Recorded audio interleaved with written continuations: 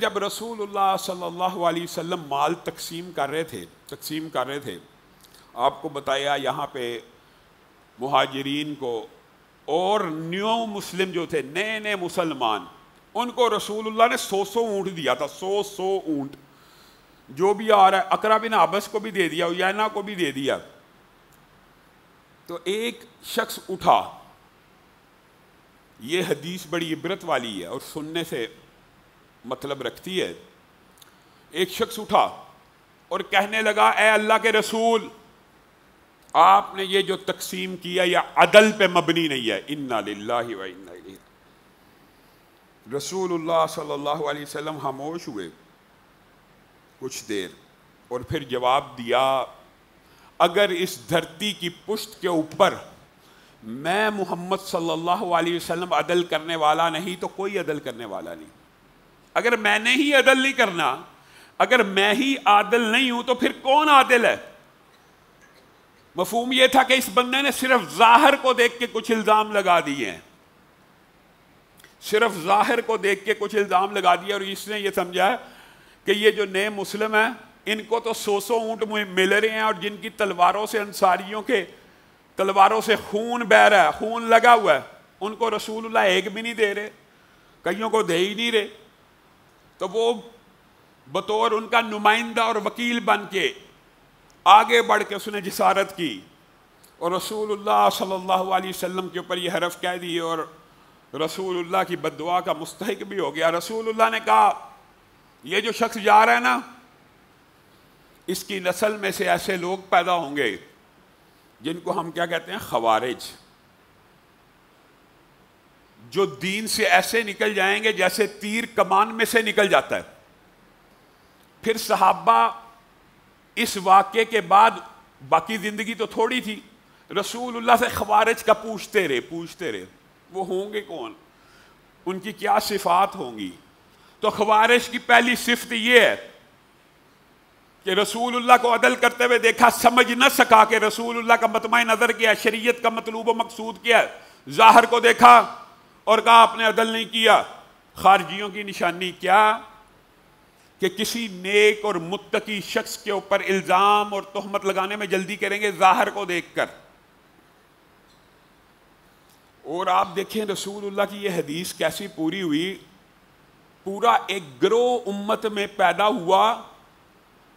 حیران کن بات ہے, اس بدبخت نے تو چلو یہ کہا رسول اللہ کے بارے میں, ان بدبختوں نے, یہ بہت بڑی بدبختی ہے کہ آپ عادل نہیں ہیں, لیکن ان بدبختوں نے کیا کہا, ابو بکر گناہگار آدمی ہے, دین سے خارج ہے. عمر گناہگار ہے, دین سے خارج ہے. عثمان کو قتل کر دیا جائے, گناہ کرتا ہے. اور حضرت عثمان کو قتل کیا خوارج نے, خارجیوں نے, سبائیوں نے, بلوائیوں نے. یہ وہی گروہ ہے جو صحابہ کی تکفیر کرتے تھے. صحابہ کی تکفیر کیوں؟ بنیاد پتہ ہے؟ بندہ ڈر جاتا ہے, حیران رہ جائے, کیونکہ یہ لمبی لمبی نمازیں پڑھنے والے تھے, لمبے لمبے قیام کرنے والے تھے, راتوں کی عبادت کرنے والے تھے, دن کے روزے دار تھے. اس نیکی اور تقوی نے ان کے اندر یہ تکبر پیدا کیا کہ فلاں شخص اگر گناہ کرتا ہے تو وہ کافر ہے. خارجیوں کی سب سے بڑی نشانی یہ ہے کہ وہ گناہ کبیرہ کے مرتکب شخص کو خارج اسلام سمجھتے ہیں. بات سمجھ آ رہی ہے؟ گناہ ہو جانا انسانی فطرت ہے.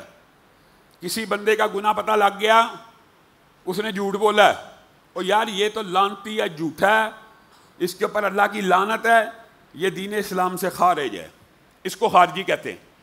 یعنی کوئی خارجی وہ لوگ نہیں تھے جو بے دین ہو, خارجی عبادت گزار تھے, متقی تھے, پرہیزگار تھے, اور اپنے آپ کو صحابہ سے بھی زیادہ متقی سمجھتے تھے. حتیٰ کہ رسول اللہ صلی اللہ علیہ وسلم نے فرمایا تھا اس امت کا بدبخت ترین انسان وہ ہے جس کے ہاتھوں سیدنا علی شہید ہوں گے. اس طرح جس طرح اونٹنی کا قاتل اس امت کا بدترین شخص تھا, سیدنا علی کو شہید کرنے والا کون تھا؟ متقی, خارجی. اور حضرت علی کو کیوں قتل کیا؟ یہ امت میں جی فتنہ ہے, اس کی وجہ سے لڑائیاں پھیلی ہوئی ہیں, اس کو ختم کر دو, امت متفق ہو جائے گی. یہ خوارج ہیں, خوارج ہی ہیں. آپ ان کو کبھی یہ الزام نہیں دے سکتے. اور رسول اللہ صلی اللہ علیہ وسلم نے ان کی ظاہری بعض نشانیاں بھی بتائی ہیں، ظاہری بھی، کہ ظاہر کے اوپر فتوے لگائیں گے، ٹنڈے کرائیں گے، سوچی داڑیاں رکھیں گے، لیکن کسی آدمی کو داڑھی مننے کو دیکھ لیا یا داڑھی چھوٹے کو دیکھ لیا، یہ بے ایمان ہے، یہ دین سے خارج ہے، اس کی شلوار ٹہنوں سے نیچے ہے، یہ بے ایمان ہے، یہ دین سے خارج ہے. یہ فتوے خوارج کے ہیں. اسلام اس سے ایک اعتدال کا دین ہے، اور یہ سبق سکھاتا بھائی آپ نے داڑھی رکھی نہیں ہوئی، یہ 1,24,000 انبیاء کی سنت ہے. اللہ کے لیے داڑھی رکھنی ہے، آپ داڑھی رکھ لیجیے، آپ گناہ کر رہے ہیں. یہ نہیں کہا تو داڑھی نہیں رکھتا تو کافر ہے، بے ایمان ہے، یہ نہیں کہنا. تو داڑھی رکھ، انداز فرق ہونا چاہیے. تو رسول اللہ صلی اللہ علیہ وسلم نے اس شخص کو دیکھ کے مخاطب ہو کے کہا اس کی نسل میں یہ بدبخت لوگ بھی پیدا ہوں گے، اور یہی ہیں وہ خوارج اور خارجیوں نے جو امت کے اندر فتنہ ڈالا، وہ آپ کے سامنے ہے. اور ایک بات یاد رکھیے گا، فیہ باغیہ کی جو حدیث 28-12 مرزا جہلمی آپ لوگوں کے سامنے پیش کرتا کہ عمار کو ایک فیہ باغیہ قتل کرے گا، اور عمار انہیں جنت کی طرف بلاتے ہوں گے، وہ انہیں جہنم کی طرف بلاتا ہوگا. اس سے مراد وہ جہنم کی طرف بلانے والا گروہ خبیث بدبخت کیا لیتا ہے؟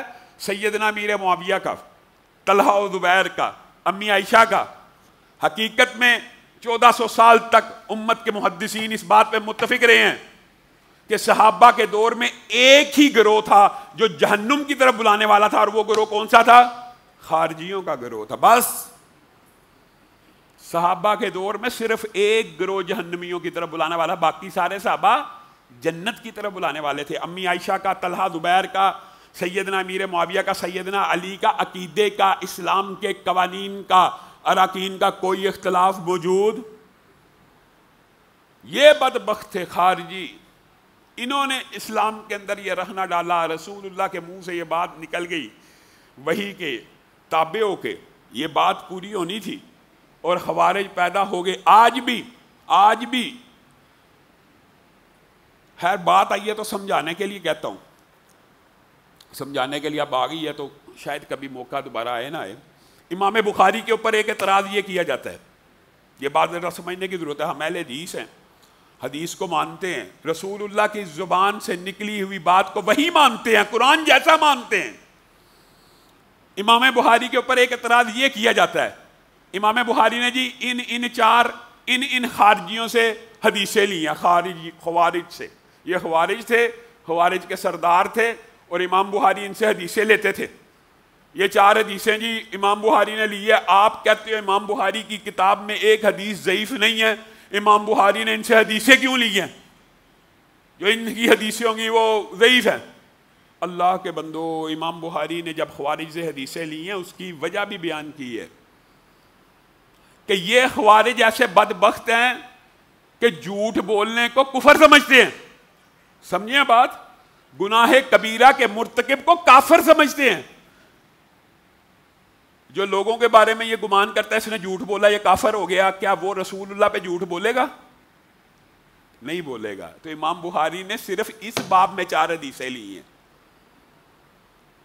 لوگوں کو بات سمجھ نہیں آتی، بھائی اعتراض کر دیا. یہ اعتراض آپ ویسے جنرل سنیں گے نا، آپ کے ذہن میں ایسے شکوک و شبہات آئیں گے، جی بخاری کے اندر خارجیوں کی حدیثیں موجود ہیں. لو جی وہابیوں نے تو بخاری کو قرآن بنایا ہوا ہے، اور وہ جی ایسا سمجھتے ہیں جی ایک حدیث ضعیف نہیں ہے بخاری شریف میں، جس کی سند رسول اللہ تک جاتی ہے ایک حدیث ضعیف نہیں ہے، ایک بھی.